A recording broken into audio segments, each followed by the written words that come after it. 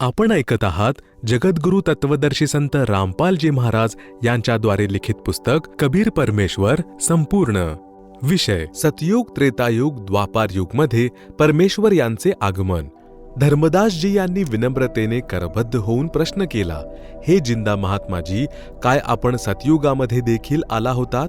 कबीर देव म्हणजे कबीर परमेश्वर यांनी उत्तर दिले, सतयुग में सत सुकृत अवतारा, त्रेता नाम मुनिंद्र मेरा, द्वापर में करुणामय कहाया, कलयुग में कबीर कह टेरा, चारों युग में हम पुकारे, कूक कहा हम हेल रे, हीरे माणिक मोती बरसे, यह जग चुगता ढेल रे, सतयुग में मनु समझाया, कालवश रहा मार्ग नहीं पाया, उल्टा दोष मोही पर लगाया, वामदेव मेरा नाम धराया, त्रेता में नल नील चेताया, लंका में चंद्र विजय समझाया, सीख मंदोदरी रानी मानी, समझा नहीं रावण अभिमानी, विभीषण किन्हीं सेव हमारी, ताते हुआ लंका छत्तरधारी, हार गए थे जब त्रिभुवन राया, समुद्र पर सेतु मैं ही बनवाया, 3 दिवस राम अर्ज लगाई, समुद्र प्रकट्या युक्ति बताई, नल नील की शक्ति बताई, नल नील में मस्ती छाई, उन नहीं किन्हा याद गुरुदेव,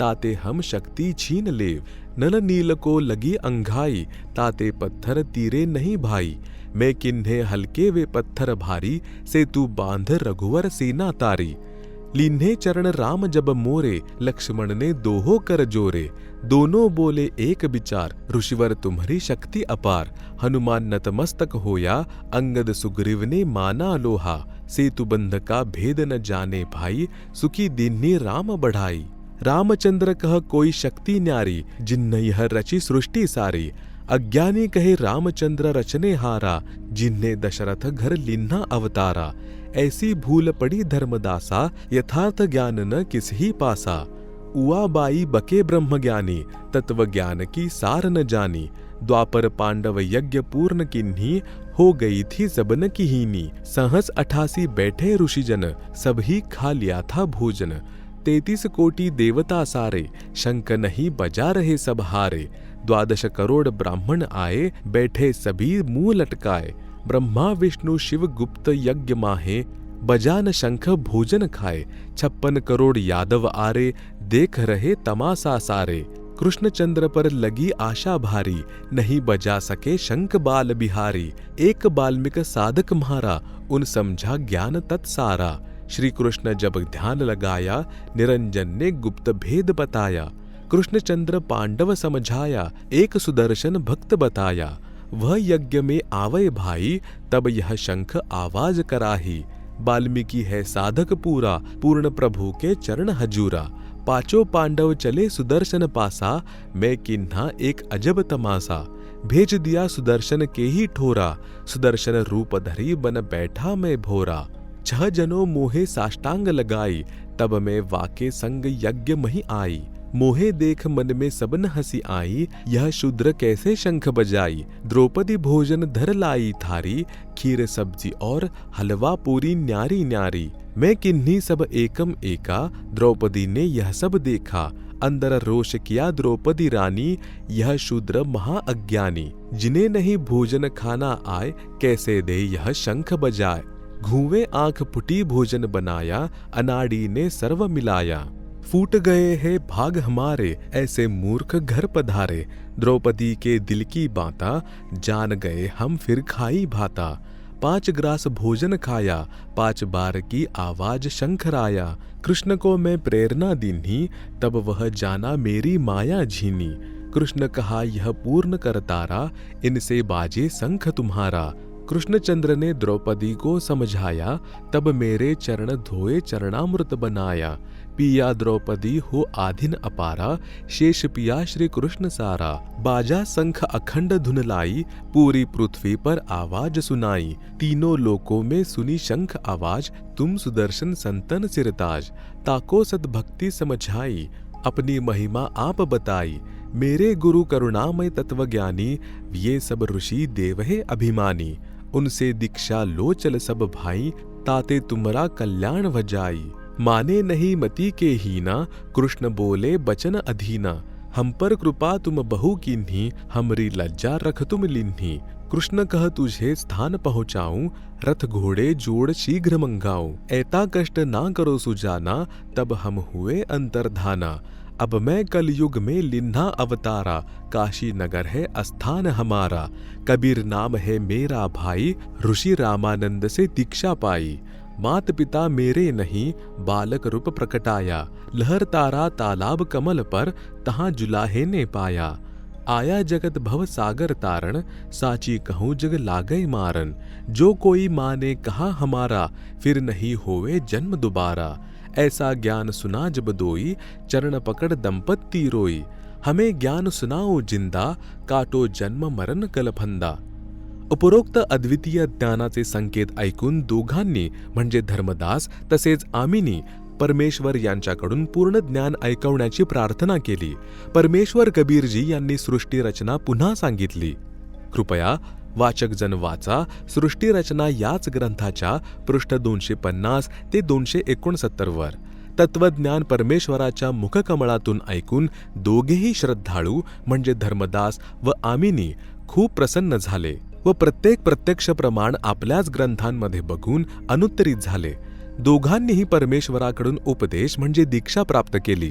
कबीर परमेश्वरजी यांनी प्रथम मंत्र दिला, जो मंत्र हा दास म्हणजे संत रामपाल दास देत आहे।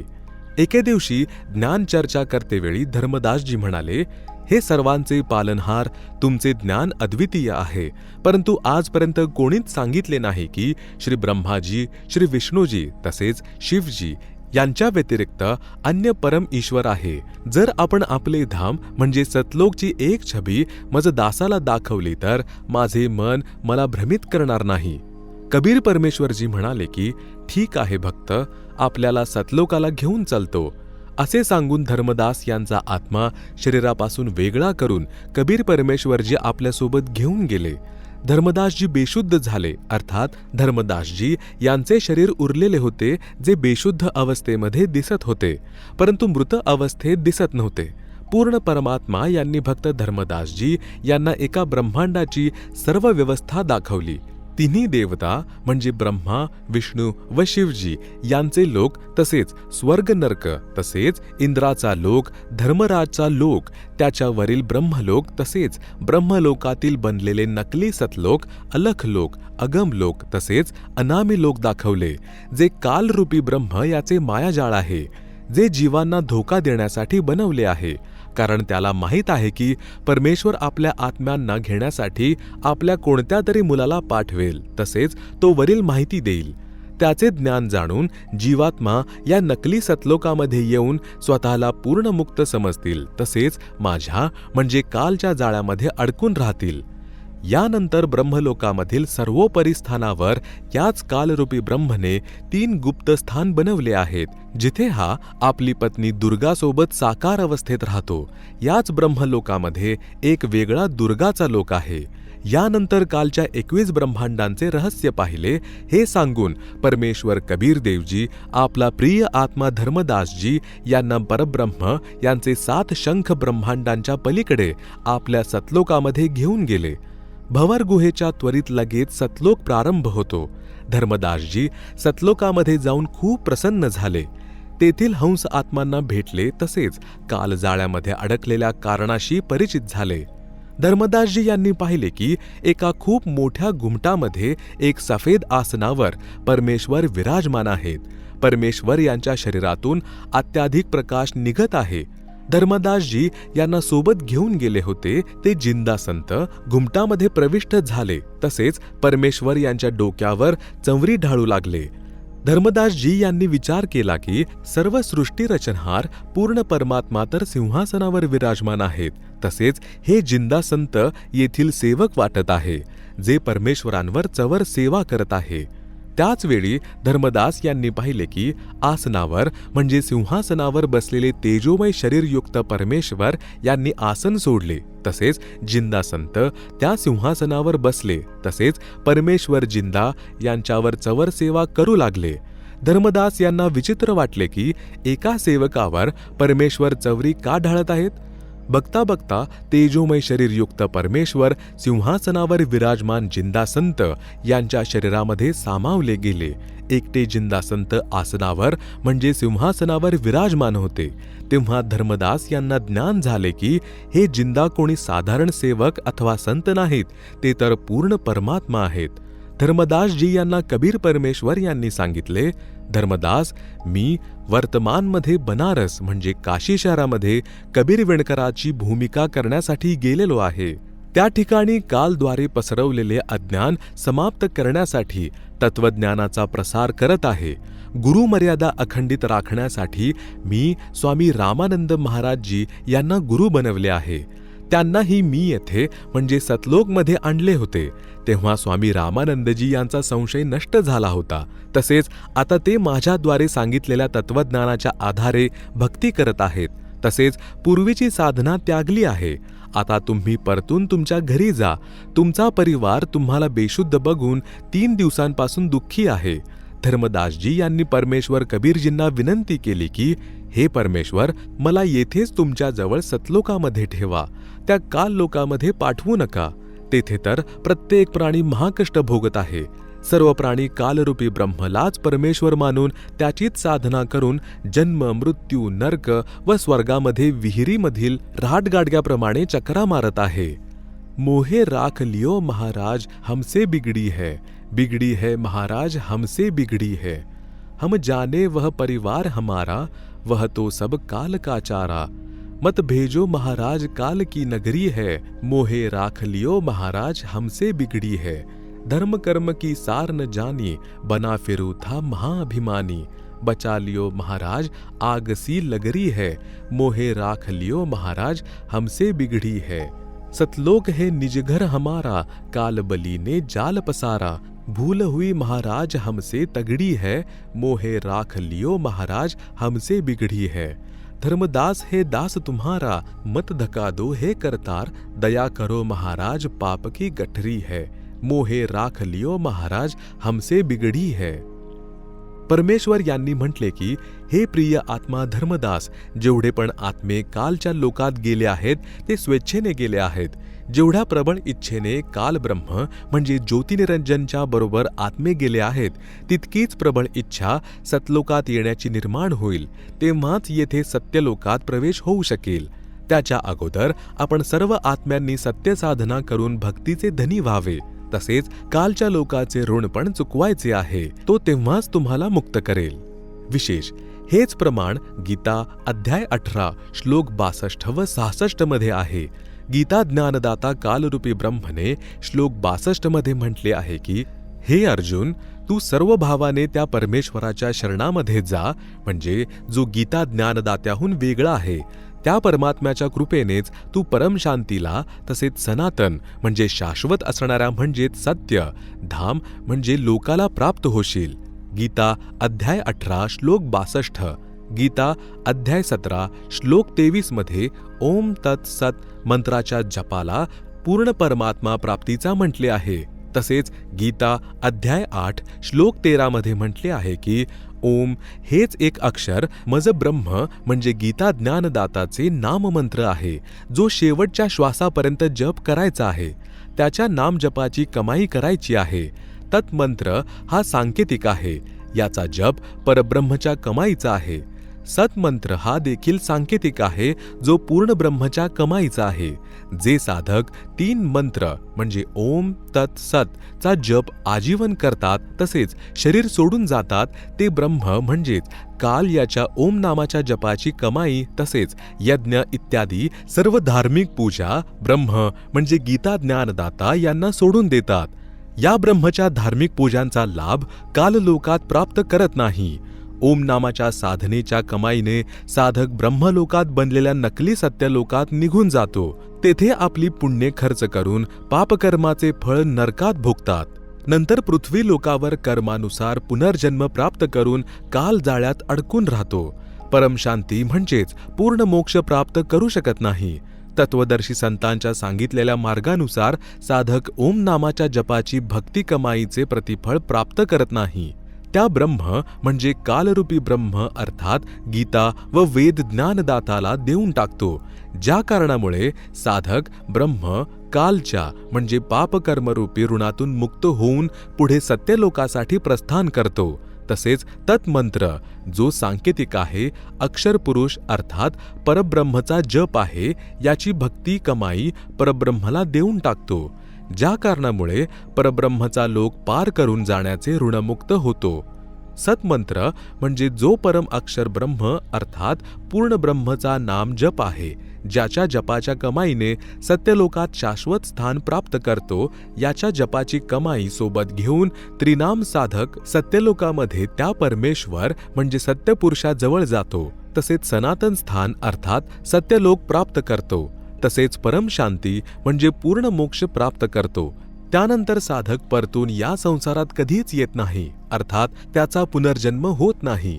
गीता अध्याय 15 श्लोक 1 ते 4 मध्ये देखील प्रमाण आहे. म्हणून गीता अध्याय 18 श्लोक 66 मध्ये गीता ज्ञानदात्याने म्हटले आहे की गीता अध्याय 18 श्लोक 62 मध्ये ज्या अन्य परमेश्वराच्या शरणात जाण्यासाठी सांगितले आहे त्याचा विधी आहे की गीता अध्याय 18 श्लोक 66 चा हिंदी अनुवाद, सर्व धर्मान परित्यज माम एकम शरणम व्रज अहम त्वा सर्व पापेभ्यः मोक्षिष्यामि मा शुचः.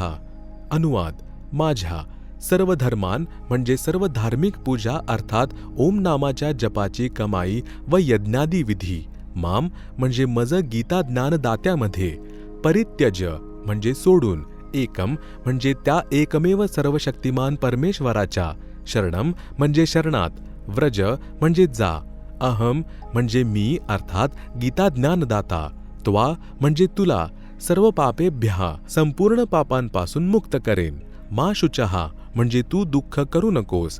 गीता अध्याय 18 श्लोक 66. विशेष टिप्पणी. आज सन 2014 पर्यंत जेवढ्याही गीताजीच्या अनुवादकर्त्यांनी गीताजीच्या अनुवादामध्ये व्रज शब्दाचा अर्थ येणे असा केला आहे, तसेच व्रज शब्दाचा अर्थ जाणे, निघून जाणे, दूर जाणे, गमन करणे आहे. तत्वज्ञानाच्या अभावानेच श्रीमद भगवद्गीतेचे ज्ञान आपल्या मराठी अनुवादामध्ये चुकीचे केले आहे. जसे इंग्रजीतील शब्द गो चा अर्थ जाणे होतो, जर गो चा अर्थ कुठे येणे केला असेल तर तो योग्य नाही. उपरोक्त या विशेष विवरणाचा अर्थ आहे की पूर्ण परमात्मा कोणी दुसराच आहे, ज्याचा उल्लेख गीता अध्याय 15 श्लोक 16-17 मध्ये देखील आहे. ज्या पूर्ण ब्रह्मच्या शरणात जाण्यामुळे जीवात्मा पूर्ण मोक्ष म्हणजे परमशांती प्राप्त करतो, त्याच्या जवळ जाण्याचा मार्ग तत्वदर्शी संत सांगतील. गीता अध्याय 4 श्लोक 34 मध्ये तत्वदर्शी संतांचा उल्लेख आहे.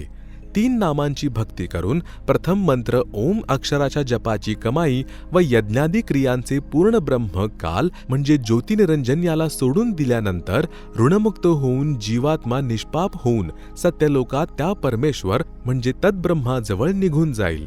त्या परम अक्षर ब्रह्म म्हणजे पूर्ण परमात्माच्या कृपेनेच प्राणी परम शांती अर्थात पूर्ण मोक्ष प्राप्त करेल.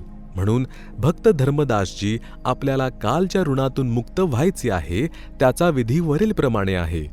धर्मदासजी नम्रतेने विनयपूर्वक म्हणाले की हे परमेश्वर, ब्रह्म म्हणजे कालच्या कर्जातून मुक्त होण्याचा विधी काय आहे? कृपया मला अपराधीला सांगा.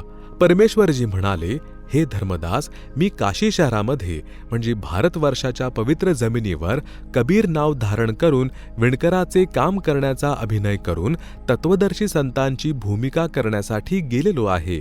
मी काशी शहराच्या लहरतारा नामक जलाशयामध्ये कमळाच्या फुलावर शिशुरूप धारण केले होते. त्या दिवशी निरू नामक विणकर आपली पत्नी निमाच्या सोबत त्या तलावावर स्नानासाठी आला होता. तो निसंतान होता.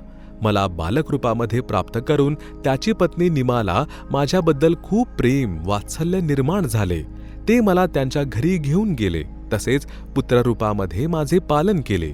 मी कुमारी गायीचे दूध लहानपणी प्यायले होते, जे माझ्या कृपेने शक्य झाले होते. मी जेव्हा पण ज्या युगामध्ये प्रकट होत असतो तसेच एक मनुष्य जीवनासारखी पूर्ण लीला करायला जातो तर त्यावेळी शिशुरूपच धारण करत असतो. तेव्हा माझ्या संगोपनाची म्हणजे पालनाची लीला कुमारी गायीनेच होते. विशेष, हेच प्रमाण ऋग्वेद मंडल 9 सूक्त 1 मंत्र 9 तसेच मंडल 9 सूक्त 96 मंत्र 16 ते 20 पर्यंत पण आहे. हे धर्मदास, कालब्रह्मने सर्व आत्म्यांना जीवरूप प्रदान केले आहे. तसेच तत्वज्ञान लपवून लोकवेदावर म्हणजे ऐकले बोललेले ज्ञानावर आरूढ केले आहे. यासाठी तत्वज्ञान सांगण्यासाठी मी म्हणजे कबीरदेव तिथे तत्वदर्शी संताची भूमिका करून एक पूर्ण जीवन जे मानवाचे असते पृथ्वीवर राहत असतो. मला प्रसिद्ध कवीची पदवी देखील जनतेद्वारे दिली जाते. ते माझ्यावर विश्वास करत नाही. भोळे श्रद्धाळू मज परमेश्वराला ओळखू शकत नाहीत, कारण कालब्रह्मच्या लोकवेदावर आधारित सर्व कालच्या दूतांनी म्हणजे संतांनी परमेश्वरांना निराकार सांगितले आहे. तसेच समाधीमध्ये त्यांचा प्रकाश शरीरामध्ये पाहणे हेच अंतिम साध्य अर्थात प्रभुप्राप्ती सांगितले आहे. तसेच चारही वेद साक्षी आहेत की परमेश्वर सहशरीर आहेत, मानव सदृश साकार आहेत. यजुर्वेद अध्याय 5 श्लोक 1 मध्ये माझ्या दोनही स्थितींमध्ये सहशरीर साकार असल्याचे प्रमाण आहे. तरीही ज्ञानहीन ऋषीजन कालद्वारे हरण केलेल्या बुद्धीच्या कारणाने लोकवेदालाच उत्तम मानत राहतात. तसेच हेच लोकवेद जनतेमध्ये जागृती प्रचार करून म्हणजे दिशाभूल करत राहतात. यजुर्वेद अध्याय 5 मंत्र 1 मध्ये लिहिले आहे, अग्नेहे तनुहु असि विष्णवे त्वा सोमस्य तनुहु असि. विष्णवे त्वा अतिथ्येहे अतिथ्यम असि विष्णवे त्वा श्येनाय त्वा सोम भृते विष्णवे त्वा अग्नये त्वा रायः पोषदे विष्णवे त्वा. अनुवाद मराठीमध्ये. अग्नेयः म्हणजे हे परमेश्वर आपले, तनुहु म्हणजे शरीर, असि म्हणजे आहे, म्हणजेच हे परमेश्वर आपण सहशरीर आहात. विष्णवे म्हणजे सर्वांचे पालन करण्यासाठी, त्वा म्हणजे त्या, सोमस्य म्हणजे अमर परमेश्वराचे, तनुहु म्हणजे शरीर, असि म्हणजे आहे, त्वा म्हणजे ते परमेश्वर, वैष्णवे म्हणजे तत्वज्ञानाने परिपूर्ण करण्यासाठी अर्थात तत्वज्ञानाने आत्म्यांचे पोषण करण्यासाठी. आतिथ्ये म्हणजे अतिथी रूपामध्ये येत असतो त्या अतिथी रूपामध्ये आलेल्या परमेश्वरांचे. आतिथ्यम म्हणजे अतिथी सत्कार करणे योग्य आहे. तसेच तेच तत्वदर्शी संतांच्या रूपामध्ये प्रकट परमेश्वर पूज्य आहेत. त्वा म्हणजे ते परमेश्वर. विष्णवे म्हणजे तत्वज्ञानाद्वारे आत्म्यांचे पोषण करण्यासाठी. श्येनाय म्हणजे अलल पक्षासारखे शीघ्रगामी होऊन इथे आल्यावर जे अज्ञानरूपी झोपेत झोपणाऱ्यांना जागे करणारे आहेत. त्वा म्हणजे ते परमेश्वर आपण. सोमभृते म्हणजे सत्यपुरुषांच्या भक्तिरूपी अमृताने परिपूर्ण करणारे. त्वा म्हणजे ते परमेश्वर स्वतःच. विष्णवे म्हणजे पालनासाठी विष्णू रूपाने प्रसिद्ध आहेत. अग्नेय म्हणजे परमेश्वरासाठी कोणतेही काम अशक्य नाही ते परमेश्वर. त्वा म्हणजे आपण. रायः पोषदे म्हणजे भक्तिरूपी धनाने परिपूर्ण करणारे व विष्णवे म्हणजे पालन करण्यासाठी पालनकर्ता आहात. भावार्थ, या मंत्रामध्ये वेदज्ञानदात्याने पूर्ण परमात्मा यांचा महिमा व स्थिती सांगितली आहे. यामध्ये 2 वेळा साक्ष दिली आहे की परमेश्वर सहशरीर आहेत. त्या परमेश्वराचे अर्थात अमर पुरुषाचे अन्य शरीर पण आहे, जे धारण करून या लोकामध्ये अतिथी अर्थात पाहुण्याच्या रूपामध्ये येत असतात. अतिथीचा अर्थ आहे ज्याच्या येण्याची तिथी निश्चित नसते. तिथी निश्चित न करता येणाऱ्यांना अतिथी म्हणतात. ते परमात्मा अतिथी रूपामध्ये संत रूप धारण करून तत्वज्ञानाद्वारे सर्व आत्म्यांना यथार्थ भक्ती साधना सांगून भक्तिरूपी धनाने धनवान बनवतात. ते अलल पक्षासारखे शीघ्रगामी आहेत. तेच पूजेच्या योग्य आहेत. हेच प्रमाण ऋग्वेद मंडल 9 सूक्त 86 मंत्र 26-27 सूक्त 82 मंत्र 1 ते 3 मध्ये पण आहे. परमेश्वर यांनी म्हटले, हे धर्मदास, आपण काशीमध्ये या. आपणास दुसरा मंत्र अर्थात सतनाम प्रदान करीन. त्यानंतर आपल्या भक्तीची कमाई बघून सारनाम म्हणजे जो 3 मंत्रांचा असतो प्रदान करून पूर्ण मोक्षाचा अधिकारी बनवेन. आपण परत जा. चिंता करू नका. मी तुमच्या सोबतच राहीन. कालद्वारे दिल्या जाणाऱ्या प्रत्येक संकटामधून तुझे रक्षण करेन. 3ऱ्या दिवशी धर्मदासजी सचेत झाले. अर्थात शुद्धीवर आले. आपल्यासोबत बसलेल्या नातेवाईकांना पाहून आश्चर्य वाटले की खरोखर मी सतलोकाची यात्रा करून आलो आहे. जर धर्मदासजी यांची संपूर्ण सतलोकाची यात्रा एका रात्रीतून पूर्ण झाली असती तर त्याने या स्वप्न मात्र मानले असते. धर्मदासजी शुद्धीवर आल्याने घरातील सर्व सदस्यांच्या मनात आनंदाची लाट उसळली. धर्मदासजी पृथ्वीवर येऊन फार दुःखी झाले. आपली पत्नी आमिनीला सांगितले की जे जिंदा महात्म्यांच्या रूपामध्ये आपल्या घरी आले होते ते पूर्ण परमात्मा आहेत. त्यांचा महिमा मी डोळ्यांनी पाहून आलो आहे. ते मला आपल्यासोबत सतलोकात घेऊन गेले होते. आज परत सोडले आहे. हा तर कालचा भयंकर लोक आहे. ते परमात्मा बनारस म्हणजे काशीमध्ये कबीर नावाने प्रकट आहेत. तसेच विणकराचे कार्य करतात. मी काशी शहरात जाऊन परमेश्वरांचे दर्शन करीन. दुसऱ्या दिवशी धर्मदास यांनी काशी शहराकडे प्रयाण केले. काशी शहरात कबीर परमेश्वर यांचे तेच रूप जे सतलोकामध्ये जिंदा रूपामध्ये सिंहासनावर विराजमान पाहिले होते, बनारसमध्ये पाहून त्यांच्या पायावर पडला. तसेच टक लावून पाहत राहिला. तेव्हा परमेश्वराने विना नाव विचारता म्हणाले, या धर्मदास, मी आपलीच वाट पाहत होतो. परमेश्वरांच्या तोंडून आपले नाव ऐकून निसंशय झाला की हे तेच परमेश्वर आहेत. धर्मदास यांच्या डोळ्यात पाणी आले. दाटलेल्या कंठाने म्हणाले, हे दीनदयाळ, आपण आम्हा पाप्यांसाठी आपले सुखदायी स्थान सोडून कष्ट घेण्यासाठी आले आहात. परमेश्वर म्हणाले, हे प्रिय आत्मा धर्मदास, मी सर्व प्राण्यांचा पिता आहे. पिता आपल्या मुलांना सुखी करण्यासाठी स्वतः अनेक कष्ट उठवून सुद्धा कष्ट अनुभव करीत नाही. परंतु या कालब्रह्मने माझ्या आत्म्यांना विपरीत ज्ञानाने भ्रमित करून ठेवले आहे, ज्या कारणामुळे हे मला ओळखू शकत नाहीत. आपणास यासाठी सतलोकाचे दर्शन करविले आहे की आपण माझ्या ज्ञानाचे साक्षीदार म्हणजे साक्ष बनू शकाल. येणाऱ्या काळात आपणास माझा साक्षीदार मानले जाईल. मैं रोवत हूँ सृष्टि को, सृष्टि रोवत मोहे, कहे कबीर इस वियोग को जान न सकता कोय. भावार्थ, कबीर परमेश्वरजी म्हणतात, मी आपल्या आत्म्यांसाठी रडत असतो की मला ओळखा आणि सतलोकी चला. आत्मे सुखदायी परमेश्वरास शोधत आहेत. परम शांती देणाऱ्या परमेश्वरासाठी रडत आहेत. मी म्हणत आहे की मी पूर्ण परमात्मा आहे. या कालब्रह्मद्वारे भ्रमित आत्मे म्हणतात की तू विणकर कसा काय पूर्ण परमात्मा असू शकतो. अशा प्रकारे आमच्या वियोगास कोणीही समजू शकत नाही. आपल्यासारख्या पुण्यात्मांद्वारे यांचे भ्रम निवारण करून तत्वज्ञान प्रदान करीन. तसेच सत्य साधना सांगून भक्तीचे धनी बनवेल, ज्यामुळे हे सर्व साधक कालब्रह्मच्या ऋणातून मुक्त होतील, पूर्ण मोक्ष प्राप्त करून माझ्याजवळ सतलोकात आनंदाने राहतील.